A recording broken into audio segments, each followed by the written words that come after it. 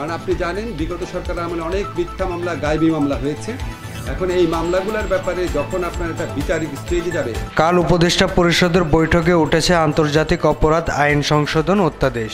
গণহত্যার অভিযোগে রাজনৈতিক দলের বিচারের সুযোগ রাখার প্রস্তাবনা দেওয়া হয়েছে বলে জানিয়েছেন আইন উপদেষ্টা। উচ্চ আদালতে বিচারক নিয়োগ 2 সপ্তাহের মধ্যে নতুন আইন করা হবে বলেও জানিয়েছেন তিনি।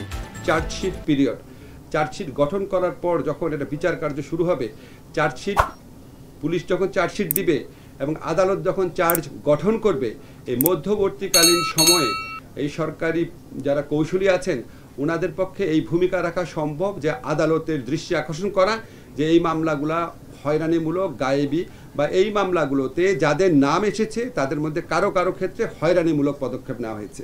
এটা কোন ক্ষেত্রে রেলিভেন্ট আপনাদের বলি, আপনারা অনেকেই পত্রপত্রিকায় দেখেছেন অনেক ঢালাও মামলা হচ্ছে, সরকার কিন্তু মামলা করছে না, ব্যক্তি পর্যায়ে ঢালাও মামলা হচ্ছে, মামলার নামে আপনার বাণিজ্য করা হচ্ছে, হয়রানি করা হচ্ছে।